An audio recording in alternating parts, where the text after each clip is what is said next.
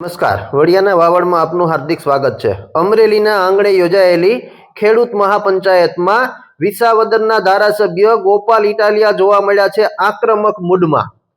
ગોપાલ ઇટાલિયાએ દારૂબંધી ખેડૂતોના મુદ્દે અનેક પ્રશ્નો ઉઠાવી સરકારને ઘેરવાનો પ્રયત્ન કર્યો છે। અમરેલીના આંગણે વિસાવદરના ધારાસભ્ય ગોપાલ ઇટાલિયા બન્યા છે આક્રમક। ચાલો શું કહે છે ગોપાલ ઇટાલિયા, જોઈએ સમગ્ર વિગત। ડોમડિયાભાઈએ વાત કરી, એકવાર જોરદાર તાળીઓથી વધાવીએ અને એકવાર તમામ લોકોને વિનંતી કરું છું કે બહાર ખૂબ મોટી સંખ્યામાં લોકો અહીંયા ઊભા છે, તો એ એક વ્યવસ્થાનો ભાગ છે।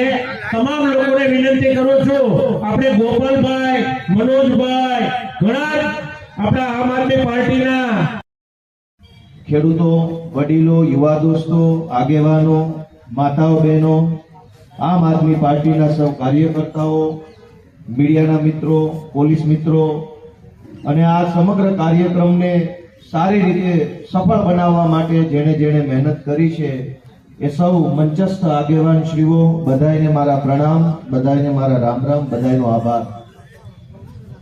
દોસ્તો, આજે કિસાન મહાપંચાયતના માધ્યમથી આપણે બધાએ ખેડૂતોના પ્રશ્નો ઉપર વાત કરવા એકઠા થયા છે,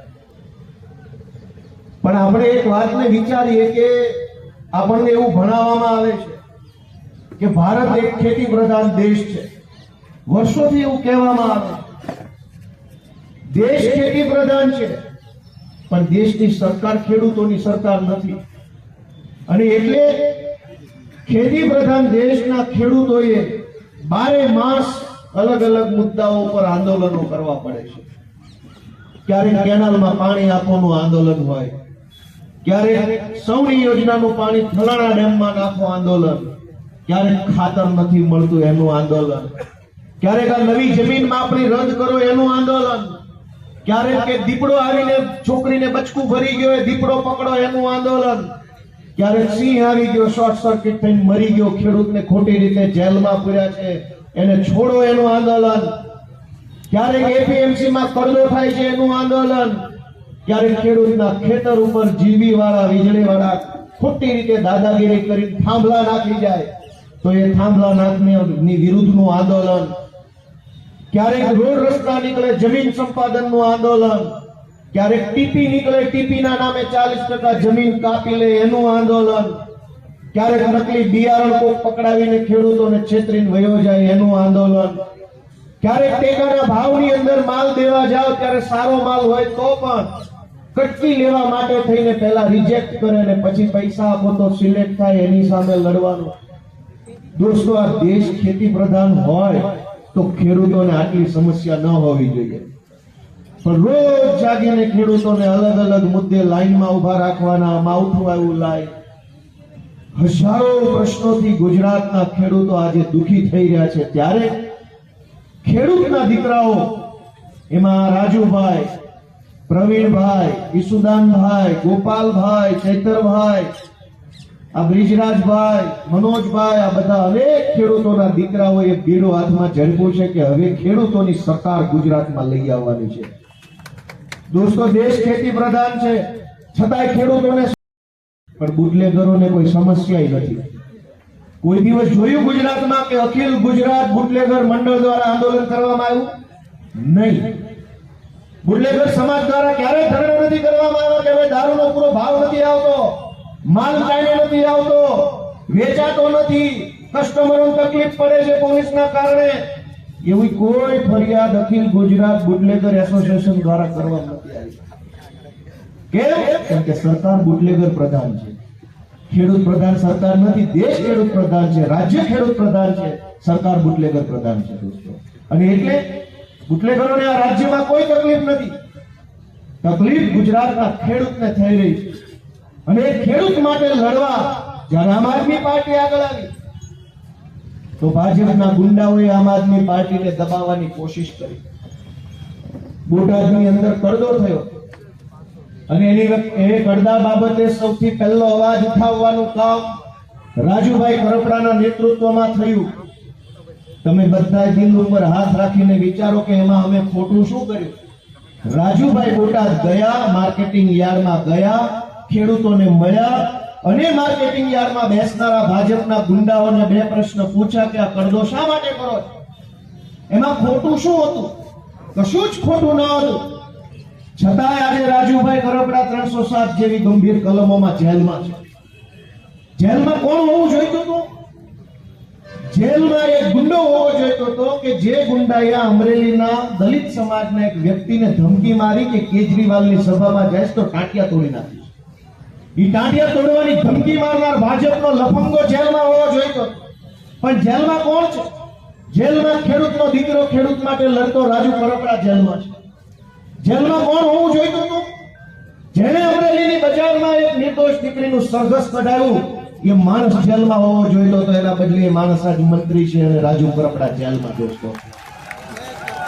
દોસ્તો જેલમાં કોણ હોવું જોઈતું હતું? દોસ્તો જેલમાં કોણ હોવું જોઈતું હતું? ધારી વગસરાની એક દીકરીને ડ્રગ્સના દૂષણની અંદર ફસાવનાર ભાજપનો એ લફંગો જેલમાં હોવો જોઈતો હતો અમરેલી. પણ એ માણસ જેલમાં નથી. શું કામ? કે તમામ કાળા કામ કરનારા, તમામ હલકા કામ કરનારા, તમામ ગેરકાયદેસરના કૃત્ય કરનારા લોકોને ભાજપનું છે ને રક્ષા કવચ મળેલું છે. ગળામાં ભાજપનું રક્ષા કવચ પહેર્યું. લોકેટ તાવીજ, ભાજપનું તાવીજ ગળામાં પહેરીને બળાત્કાર કરે તો કંઈ થાય નહીં. ભાજપનું લોકેટ પહેરીને ગળામાં ગમે તેવા ગુંડાઓ જેવા અધમ કામ કરે, દારૂ વેચે, ડ્રગ્સ વેચે, બહેનો દીકરીઓની છેડતી કરે, સરઘસ કાઢે, ભાજપનો પટ્ટો પહેરીને અધમમાં અધમ કામ કરે, એને ગુજરાતમાં કોઈ સજા નથી થતી. સજાઓ બધી, કાયદાઓ બધા ગરીબ માણસો માટે રાખ્યા છે કે ગરીબ માણસ જો ગ્રામ પંચાયતની ઓફિસે જઈને એક શબ્દ બોલે તો તરત એને પોલીસ પકડી જાય, એફઆઈઆર થઈ જાય. સરકારી કચેરીમાં જઈને તમે સહેજ ઊંચા અવાજે બોલો તો ફરજમાં રોકાવટનો ગુનો દાખલ થાય. અરે કાકા, ફરજ જ બજાવી હોત તો અમારે ક્યાં બોલવાનું જ હતું? ફરજ નથી બજાવતા એટલે તમને ડારો કરવો પડ્યો. ડારો કર્યો તો કે ફરજમાં રૂકાવટ. મિત્રો, આપણે એક આપણા જાતને પૂછવાની જરૂર છે કે આ શું ચાલે છે ગુજરાતમાં? વર્ષોથી આપણે જ બધાએ મત આપ્યા છે ભાજપની સરકાર, પણ ભાજપની સરકાર આજ આપણું સાંભળે છે ખરા? ઈર્ષા નથી, પણ અમારે પાસે કેમ એટલા પૈસા ન આવ્યા, અમારો ખેડૂત કેમ હજુ એટલો આગળ ન આવ્યો? દોસ્તો, ગુજરાતની જનતાને હું તો વિનંતી કરવા આવ્યો છું કે જરાક બધાએ પોતાનો આત્મા જગાડે કે આ ગુજરાતમાં શું થઈ રહ્યું છે. અમે લડાઈ લડીએ અને અમે એવડી મોટી લડાઈ લડવા નીકળ્યા છે કે ગુજરાતના ઇતિહાસમાં ભાજપને એવડો મોટો પડકાર ક્યારેય કોઈ દિવસ નથી મળ્યો. એવડો મોટો પડકાર આમ આદમી પાર્ટીએ ભાજપને આપ્યો. વિસાવદર વિધાનસભાની ચૂંટણીમાં આ લોકો આખું થાળું ઉતરી ગયેલું. અમરેલીમાંથી તો હતા એટલા બધા ભાજપ વાળા રોજ આવી જતા હતા નાયા ધોયા વગરના વિસાવદર, અને પોતપોતાના હગાના ઘરે વયા જતા હતા. મારું જોજો, મારું જોજો. તારું હું જોવે ભાઈ. હવે બધા ઉતરી ગયા હતા અહીંયા. ધારાસભ્યો, સાંસદો, મંત્રીઓ, તંત્રીઓ, બુટલેગરો, ગુંડાઓ, બધી જ તાકાત વિસાવદર વિધાનસભામાં ભાજપે લગાડી દીધી. પણ દોસ્તો, ખેડૂતની તાકાત છે ને સરકારો હોય ને એના કરતા મોટી તાકાત ગુજરાતના ખેડૂતમાં છે. એ અમારા વિસાવદરના ખેડૂતોએ બતાવી દીધું. હવે બીજા કે દિવસે જાગશે? ક્યારે જાગશે બધા? આટલો અત્યાચાર આપણી ઉપર થાય, આટલો અન્યાય થાય છે, આટલો જુલમ ખેડૂતો ઉપર થાય છે, અને છેલ્લે ચૂંટણી ટાણે મારી જ્ઞાતિનો છે કે નહીં, ઓલી જ્ઞાતિનો છે કે નહીં, આપણે ક્યાંક ને ક્યાંક એવી ભૂલ કરીએ. દોસ્તો, જરાક બધાએ પોતાના આત્માને જગાડે કે આ ખોટું થઈ રહ્યું છે. કહું છું, હું મત આપીશ ધારાસભ્ય તરીકે. અને બીજો કાયદો કે ગુજરાતમાં જ્યાં દારૂ અને ડ્રગ્સ પકડાય, રેડ થાય, એ પોલીસ સ્ટેશનના જે કઈ મુખ્ય અધિકારી, ડીવાયએસપી, એસપી, ધારાસભ્ય બધા જેલમાં પૂરી દેવાની વિસ્તારના કાયદો લાવો. જે વિસ્તારમાં દારૂ પકડાય, ડ્રગ્સ પકડાય, એ વિસ્તારના પોલીસ અધિકારી, જિલ્લા પંચાયત સભ્ય, તાલુકા પંચાયત સભ્ય, ધારાસભ્ય બધાને જેલમાં પૂરવાનો કાયદો ફેબ્રુઆરીમાં લઈ આવો. ગોપાલ ઇટાલિયા કાયદા પર મત આપવા તૈયાર છે. આ બે કાયદા લાવવા જોઈએ કે નહીં? કયો છે? આ બે કાયદા લાવવા જોઈએ કે નહીં?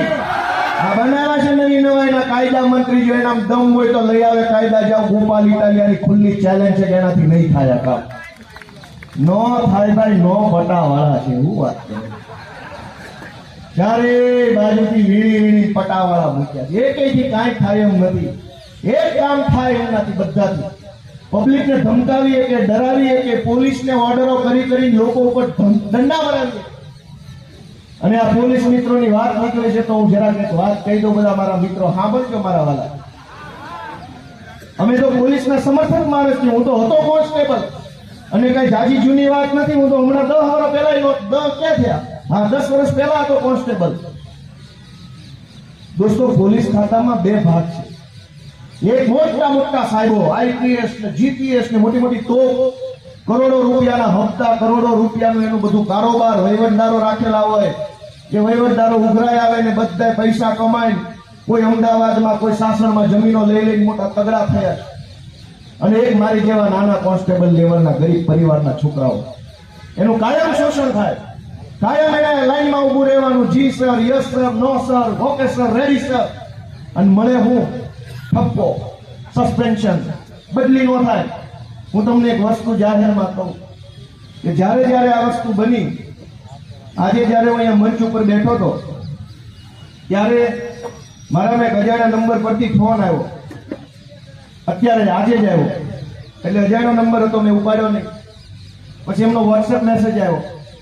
એ મેસેજ મેં વાંચ્યો એટલે મેં એમને વળતો મેસેજ કર્યો કે તમે હા પાડતા હોય તો તમારું નામ લીધા વગર તમે જે મેસેજ કર્યો છે હું વાંચી સંભળાવું પબ્લિકને. એને કીધું કે નામ લ્યો તોય વાંધો નથી, હવે તો ગળે આવી ગયા. આવું આ મેસેજમાં લખેલું છે. એ મેસેજ કરનાર એક મહિલા પોલીસ કર્મચારી છે. આજે જ મેસેજ હું તમને વાંચી સંભળાવું. એને તો મને એમ કીધું કે નામ લ્યો તોય વાંધો નહીં, હવે તો થાકી ગયા, બહુ કાઢી મૂકે.